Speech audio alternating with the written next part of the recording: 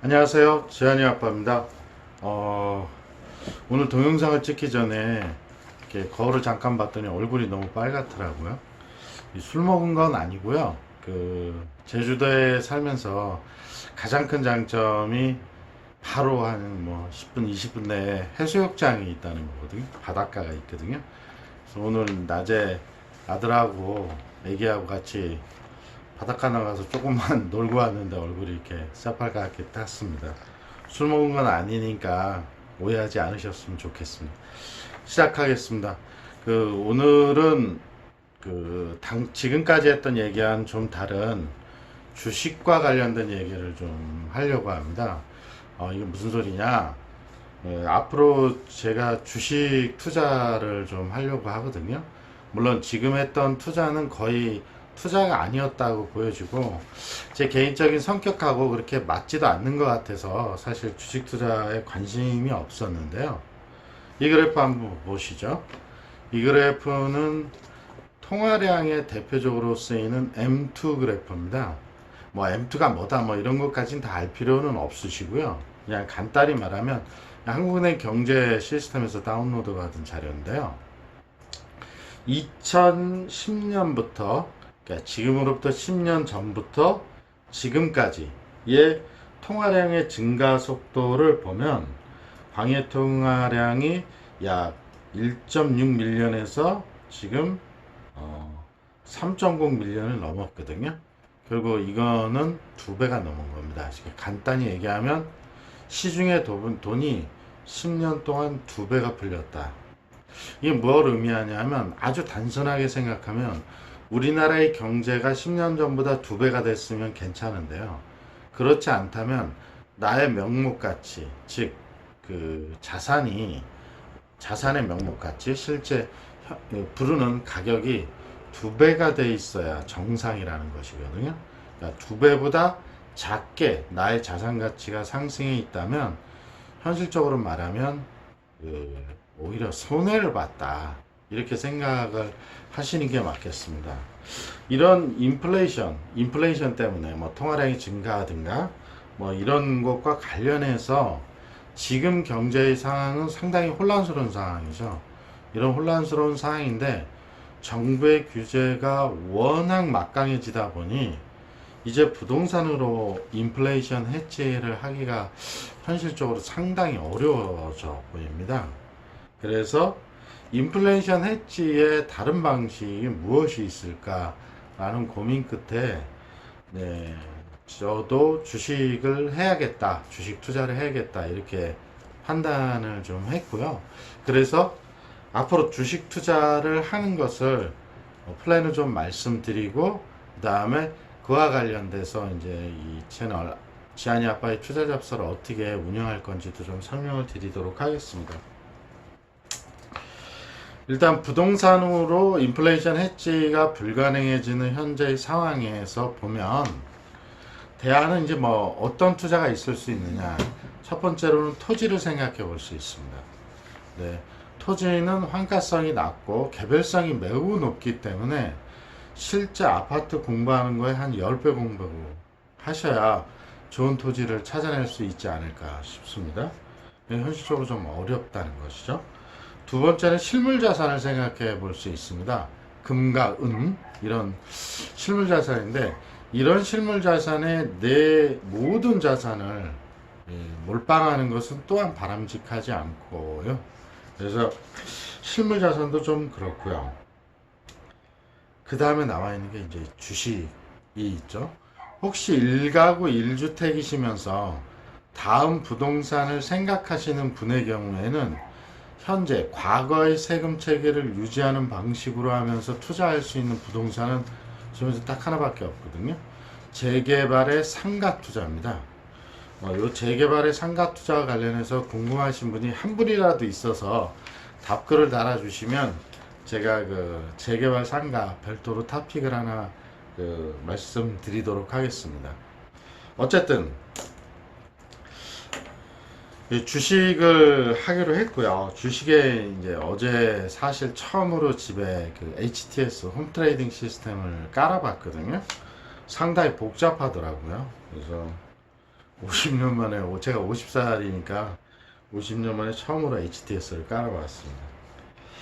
어쨌든 주식 투자의 장단점 한번 살펴보겠습니다. 주식 투자의 장점은 아무래도 수익이 다른 투자에 비해서 높다는 것이 장점일 수 있을 것 같고요. 두 번째로는 굉장히 다양한 선택으로 투자가 가능하죠. 뭐 배당주, 가치주, 성장주 이런 식으로 투자가 가능하고, 또한 매우 작은 금액으로 투자도 가능하죠. 부동산의 금액 단위가 큽니다만, 그 다음에 투자 금액의 환가가 거의 실시간으로 가능하죠. 마지막으로 인플레이션 해저도 가능하다는 이런 장점을 가지고 있습니다. 주식의 단점을 한번 살펴보겠습니다. 주식의 단점 뭐 누구나 다 잘 알고 계시겠지만 수익이 보장되지 않죠. 그 수익을 얻기 위해서는 더 많은 시간이 걸리고, 두 번째는 이제 변동성이 상당히 크죠. 주식과 부동산과 대비하면 뭐 하늘과 땅 차이라고 할 수 있습니다. 뭐 이런 이제 장단점이 있고, 실제로 이제 주변에 여러분들은 그 친척이다 뭐 가족이나 누구나 주식 투자를 하게 되면 집안 말아먹는다, 뭐 이혼한다, 뭐 이런 여러 가지 얘기를 해주시고, 끝이 별로 좋지 않다 주식 투자 이런 얘기를 많이 해주셨는데요. 이제는 그 우리나라의 경제 상황과 그 법제도와 그다음에 컴플라이언스를 생각했을 때 주식 투자를 하지 않으면 안 되는 상황으로 지금 몰려가고 있다고 보여지거든요. 물론 저도 거기에 몰려간다고 생각을 하는데요. 제 개인적인 성향 한번 분석해보고 제가 어떻게 투자를 할지 한번 말씀드려 보도록 하겠습니다. 저는 이제 직장 생활을 하고 있으니까 전업 투자자가 할 수 있는 거는 할 수가 없겠죠. 그게 대표적으로 데이 트레이딩, 단타거든요. 실제로 뭐 단타를 못하진 않을 것 같습니다만, 그러니까 불가능할 것 같지는 않습니다만, 현실적으로 업무에 매우 많은 지장을 줄 것 같기 때문에 단타는 좀 어렵고요. 그 다음에 이제 선물 옵션 이런 것도 할 수 있지만 제가 아직 지식이 거기까지 미쳐 있지 않은 것 같습니다. 다만 이제 제가 좀 공부를 좋아하는 스타일이다 보니까, 예전에 제가 말씀드린 것처럼 부동산 시작도 부동산 책을 한 100권 정도 읽고 시작했다고 말씀드렸잖아요. 그런 것처럼 주식 투자도 이제 공부를 해가면서 조금씩 하면 좋지 않을까. 따라서 이제 그런 게 저희 장점이 될 것 같고요. 제가 리스크를 상당히 싫어하는 편이거든요. 그래서 과감한 배팅보다는 이 시장의 흐름에 따라가는 방식대로 투자를 하지 않을까라는 생각이고요. 그 다음에 이제 나이가 이제 중년이다 보니 이 과감하게 투자하거나 무리한 투자는 하지는 않을 것 같다는 생각을 듭니다. 그래서 주식 투자를 이제 어떻게 할 거냐면요. 첫 번째로는 그 조만간에 저희 채널에 올라갈 건데요. 허영만 작가의 그 주식 타짜라는 책이 있습니다. 이 책에 나와 있는 방식 중에 하나인데요. 매일 30분 좀 일찍 출근해서 투자 노트를 작성하려고 합니다. 물론 뭐 집에서 작성할 수도 있을 것 같고요. 그래서 매일매일 상한가 종목하고 1000만 주 이상 된 거래 종목과 그 다음에 그 종목들의 언론에 어떤 기사들이 나왔는지 이런 식으로 약 1년 정도 투자 노트를 좀 만들려고 하고요.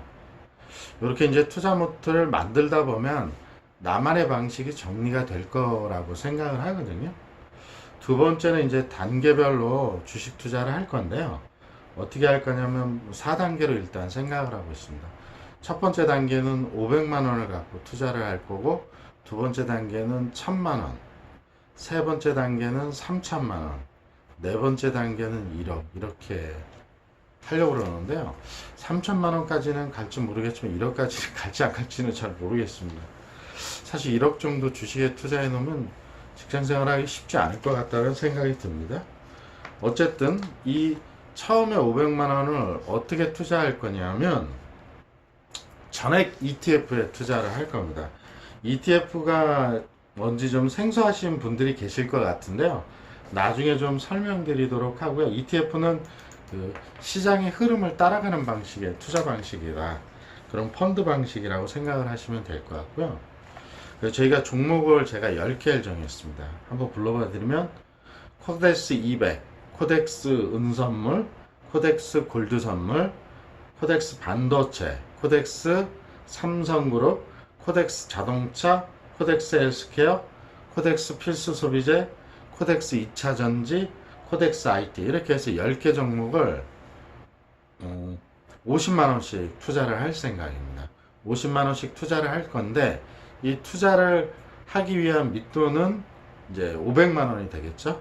지금 보시는 화면처럼 500만원을 제가 이 계좌에 입금을 해놨습니다. 저는 KB국민은행을 거래합니다.